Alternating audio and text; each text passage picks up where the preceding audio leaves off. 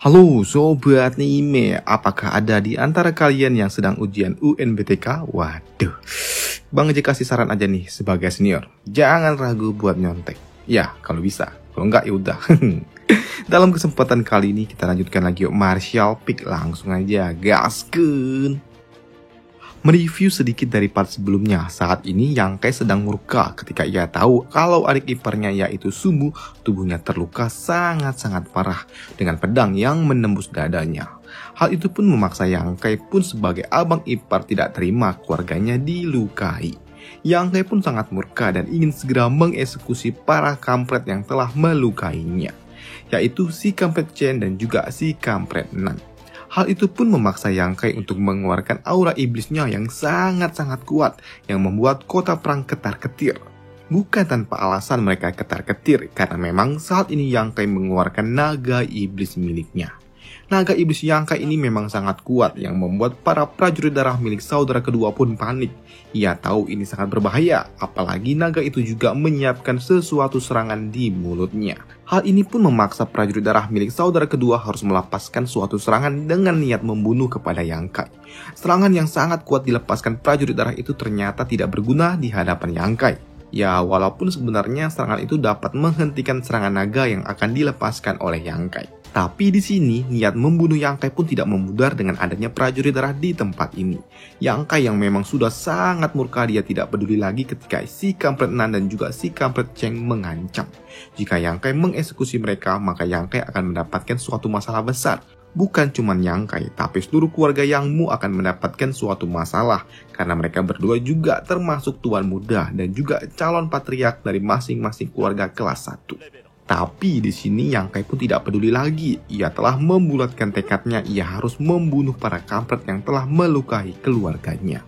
Saudara kedua yang tahu kalau Yang Kai tidak dapat dihentikan dengan kata-kata, memaksa dirinya pun harus melepaskan suatu serangan mematikan kepada Yang Kai.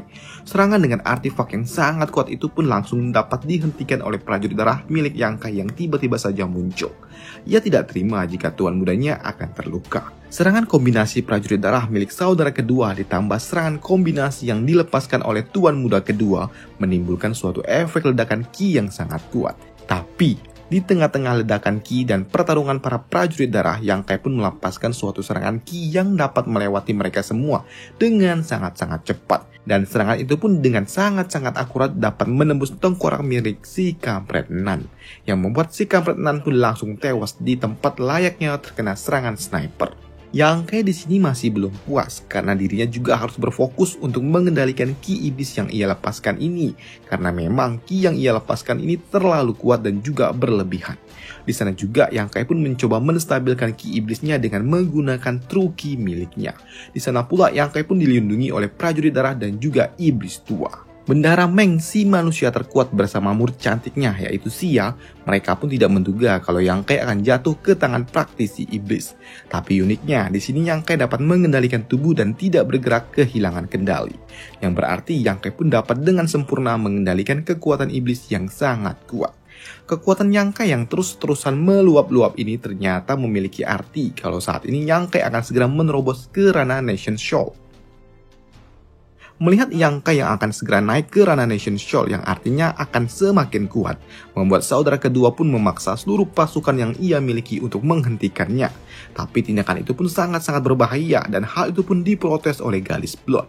Karena memang jika sedikit saja Yang Kai salah dalam melakukan transformasi ke ranah Nation Shoal, maka kultivasi Yang Kai akan masalah dan akan menimbulkan suatu kemungkinan terburuk, yaitu Yang Kai akan menjadi cacat untuk selamanya.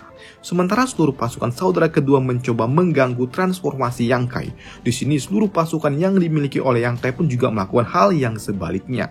Dan tentu saja mereka pun bertarung mati-matian untuk melindungi tuan muda ke-9. Iblis tua ini sebagai pelayan Yang Kai nomor 1, ia sangat senang dengan hal ini karena ia dapat dengan leluasa membunuh para kroco-kroco yang ada di tempat ini. Dan ia pun dengan leluasa dapat melepaskan teknik iblis yang dapat ia gunakan untuk membunuh para kroco-kroco. Di tengah-tengah transformasinya, Yang Kai pun yang masih belum mengeksekusi satu orang kampret lainnya, yaitu si kampret Chen, ia memanggil si gadis kuil roh air dengan menggunakan boneka jiwa. Dan hal itu pun memaksa gadis biru itu untuk datang menghampiri Yang Kai. Di sini Yang Kai pun meminta bantuan dari gadis roh itu untuk menangkap si kampret Chen dan membawa kampret itu ke tempatnya. Dan ia akan melepaskan segel jiwa yang terdapat di dalam boneka ini. Dan tentu saja dengan sangat mudah gadis roh ini pun yang sudah berada di ranah Nation Soul tingkat 8 ia dapat menangkap si kampret Chen. Si kampret Chen yang dibawa dalam kondisi terikat di hadapan Yang Kai membuatnya pun tidak dapat melakukan apapun. Di sini sebagai hukuman karena telah mengusik keluarganya, Yang Kai pun menjatuhkan hukuman mati kepada si kampret Chen juga.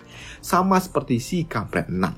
Tapi dengan cara yang sedikit berbeda, yaitu dengan cara BAM! Si kampret Chen pun langsung diledakkan kepalanya dengan tangan Yang Kai. Waduh, psikopat juga dia. Waduh. Oke, lanjut. Energi iblis dan juga truki milik Yang Kai yang seharusnya saling bertolak belakang kini malah saling tarik-menarik satu sama lain. Dan hal itu pun membuat Bendahara Meng pun yang melihat dari jauh ia merasakan ini sedikit unik. Ia juga tidak menduga kalau transformasi Yang Kai untuk naik ke ranah Nation Soul dapat mempengaruhi kondisi mental seluruh kota seperti ini. Dan kejadian ini seperti mitos yang pernah ia dengar. Tapi tiba-tiba Bendahara Meng pun merasakan kalau para kampret-kampret tua sepertinya mulai gugup dan juga mulai bergerak. Di sini Bendahara Meng yang tahu kalau akan sangat berbahaya, ia meminta Xiang untuk segera kembali ke dalam kamarnya karena kondisi pun semakin chaos di tempat ini. Dan di sini juga Xiang meminta tolong kepada gurunya. Kalau saja gurunya tidak dapat membawa Yang Kai kembali dalam kondisi hidup-hidup, maka dirinya juga akan bertekad kalau ia akan mati bersama Yang Kai. Dan hal itu pun memaksa Bendahara Meng yang tidak mau kehilangan muridnya, ia harus melindungi bocah nakal yang sedang melakukan transformasi itu. Dan benar saja, kini para kampret-kampret yang dimaksud Bendahara Meng mulai bergerak, dan mereka adalah 8 orang tetua milik keluarga Yang Mu. Para kampret-kampret tua ini pun yang ingin menghentikan proses transformasi Yang Kai, mereka pun langsung dihadang oleh iblis tua. Ia tidak terima jika tuan mudanya diganggu di masa-masa kritis seperti ini. Iblis tua yang mengganggu para kampret-kampret tua ini yang ingin mengusik Yang Kai, ia harus mendapatkan suatu serangan yang dilepaskan oleh kampret tua itu. Ledakan super besar dari para kampret tua itu memang sangat mengesankan, tapi hal itu tidak cukup untuk mengalahkan iblis tua ini. Kini bukan cuma iblis tua saja yang ingin melindungi Yang Kai dari para kampret tua itu. Gadis blonde sebagai nona muda bangsawan, tuan muda Hou, tuan muda Dong dan juga seluruh aliansi milik Yang Kai pun datang satu persatu mencoba untuk melindungi Yang Kai dari para kampret tua ini. Tapi sayangnya hal itu pun percuma karena para tetua itu tidak peduli dengan pendapat para calon-calon patriark ini. Tapi ketika 7 orang prajurit darah yang sudah bersumpah setia bersama Yang Kai muncul di tempat ini dengan teknik darah tiraninya untuk melindungi Yang Kai, membuat para tetua pun sempat berpikir ulang. Mereka pun tidak menduga kalau prajurit darah ini bersedia melawan para tetua keluarga Yang Mu demi melindungi tuan muda ke-9. Dan kondisi pun akan semakin menyulitkan jika para tetua harus bergerak menghentikan Yang Kai. Ditambah Bendahara Meng pun langsung muncul dan langsung saja pasang badan di hadapan para mereka semua kalau ia akan melindungi Yang Kai. Hal itu pun tentu saja membuat para tetua ini pun kembali harus memutar otak melihat kultivasi Bendahara Meng yang sepertinya berada di ranah puncak dari Nation Soul mau pasang badan melindungi Yang Kai. Waduh, ini nggak tahu dia kalau Bendahara Meng ini manusia terkuat. Waduh. Oke, lanjut. Satu persatu pun kejutan kembali hadir setelah Bendahara Meng ternyata Master Skyhaven pun muncul, entah dari mana. Master Sekte yang memiliki kultivasi di atas ranah Nation Soul, ia datang bersama Bendahara Meng dan langsung pasang badan untuk melindungi murid sektenya yang sedang melakukan atau menembus ranah Nation Soul. Dan hal itu pun kembali memaksa para kampret tua itu pun tidak tahu apa yang harus mereka lakukan. Di sini dengan adanya 2 orang master terkuat yang bersedia pasang badan untuk melindungi Yang Kai, ditambah 8 orang prajurit darah, para bangsawan kecil, iblis tua, bahkan gadis biru yang berasal dari kuil roh air, memaksa para tetua pun tidak memiliki suatu pilihan lain, karena mereka pun tahu jika memang mereka memaksa bertarung di tempat ini, maka kesempatan mereka untuk menang pun sangat-sangat tipis, bahkan mungkin saja mereka pun tidak dapat memenangkan pertarungan. Dan untuk menenangkan para tetua keluarga Yang Mu, di sini Master Sekte pun menjamin kalau Yang Kai tidak akan kehilangan kesadarannya. Dan jika memang hal itu terjadi, jika Yang Kai kehilangan kesadaran dan langsung mengamuk tanpa alasan, maka dirinya sebagai master sekte ia akan menghancurkan kultivasi Yang Kai di tangannya sendiri. Dengan mendapatkan suatu jaminan dari master sekte Skyhaven dan tidak memiliki kemungkinan menang untuk pertarungan, membuat para tetua ini bersetuju dengan aturan yang diberikan oleh master sekte.